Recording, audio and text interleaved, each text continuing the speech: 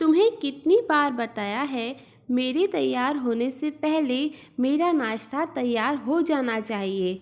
शादी के 25 सालों बाद भी मुझे क्यों बार बार एक ही बात बतानी पड़ती है लता?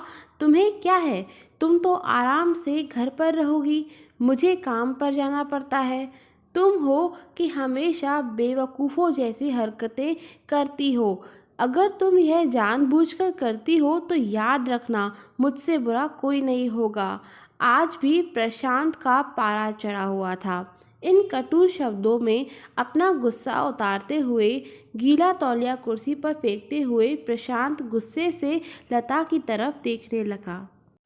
लता के लिए प्रशांत का यह बेवजह का गुस्सा कोई नई बात नहीं थी। वह महीने में 3-4 बार ऐसे ही लता पर बरस पड़ता था।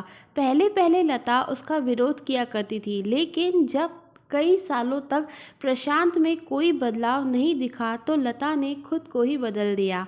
अब प्रशांत के कुछ भी कहने से लता को कोई फर्क नहीं पड़ता था। प्रशांत की हर बात वो चुपचाप सिर नीचे झुकाए सुन लेती थी। शादी के पहले 5 साल तक लता ने पूरी कोशिश की थी कि प्रशांत को बदला जाए, लेकिन फालतू का गुस्सा करना और बाद में लता को भला बुरा कहना, यह मानो जैसे उसकी आदत ही बन गई थी। कोई भी वाद विवाद होता तो प्रशांत सीधा लता को बोल देता, अगर मैं तुम्हें अच्छा नहीं लगता तो क्यों नहीं चली जाती तुम अपने मायके, क्यों रहती हो मेरे साथ। इतना सब कुछ होने के बावजूद लता प्रशांत के साथ रहती थी क्योंकि उसे अपनी बेटी की फिक्र थी। और वह जाती भी तो कहाँ, अपने बूढ़े हो चुके माँ बाप को इस उम्र में परेशान करना वह नहीं चाहती थी। समाज और लोग क्या कहेंगे, यह भी तो उसे देखना था। वह इतनी पढ़ी लिखी भी तो नहीं थी कि खुद जाकर कोई नौकरी कर सके और अपना और अपनी बेटी का पालन पोषण कर सके। लता को अब अपनी फिक्र नहीं थी, उसको फिक्र थी तो बस अपनी शादी लायक हो रही बेटी की। लता नहीं चाहती थी कि पति पत्नी के झगड़े की वजह से काव्या डिस्टर्ब हो। काव्या की पढ़ाई पूरी हो चुकी थी, उसके लिए अब शादी के रिश्ते आने लगे थे। कई रिश्तों को काव्या ठुकरा चुकी थी। 2-3 महीने बाद एक अच्छा रिश्ता आया। रिश्तेदारों और पहचान के लोगों ने भी लड़के के बहुत गुणगान किए थे। प्रशांत एक शाम अपनी बेटी के पास बैठकर उसे बताने लगा, काव्या बहुत अच्छा लड़का है, पढ़ा लिखा है, बड़ा घर है, बहुत अच्छी नौकरी है। ऐसे रिश्ते बार बार नहीं आते बेटा, इस बार मना मत करना। काव्या अपने पिता से ज़्यादा बात नहीं करती थी।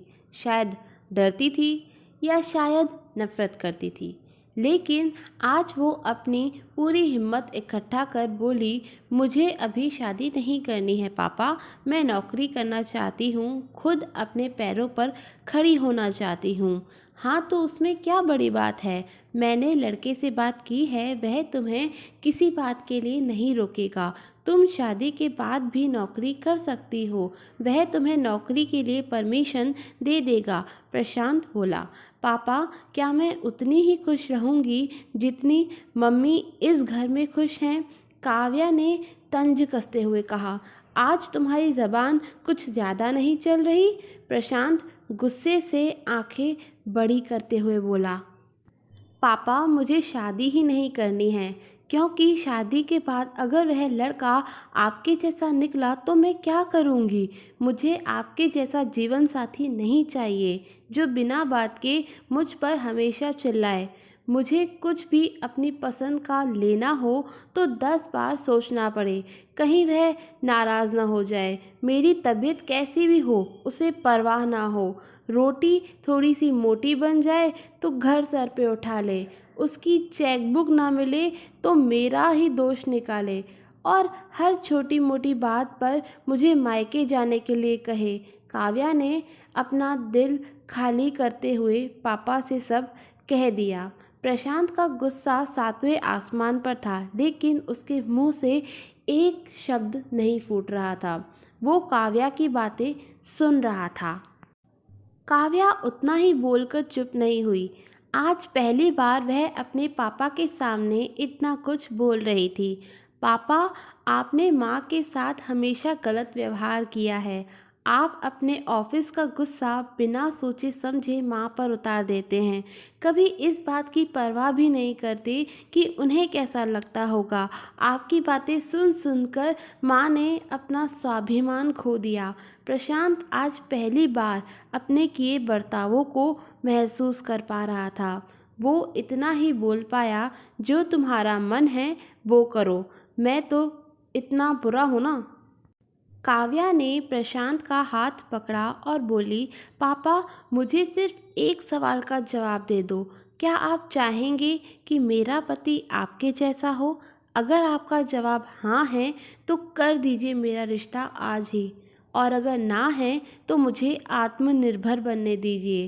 प्रशांत कुछ भी ना बोल पाया और वहाँ से चुपचाप बाहर चला गया। आज उसे लता के सामने जाने में शर्म आ रही थी। चलते चलते उसकी आंखों से आंसू बह रहे थे। प्रशांत ने आज से अपने आप को बदलने का निश्चय किया। अगले दिन से लता ने अपने पति में काफ़ी बदलाव देखा। वह सोचने लगी कि जो हिम्मत काव्या ने दिखाई है, वह हिम्मत अगर मैं पहले ही दिखा देती तो शायद आज परिस्थिति कुछ और होती। अब काव्या पढ़ लिख कर अच्छी नौकरी करने लगी थी और 3 साल बाद उसके लिए एक अच्छा रिश्ता आया। और उसकी विदाई पर प्रशांत ने बोला, बेटा, तू हमेशा खुश रहेगी क्योंकि तेरा पति तेरे बाप जैसा नहीं है। प्रशांत की यह बात सुनकर लता और काव्या की आंखों से आंसू बहने लगे।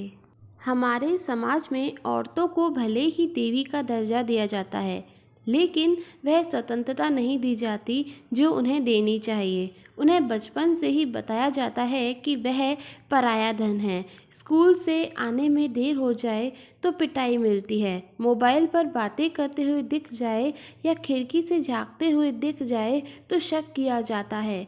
माँ बाप का घर तुम्हारा नहीं है, पति का घर ही तुम्हारा घर है।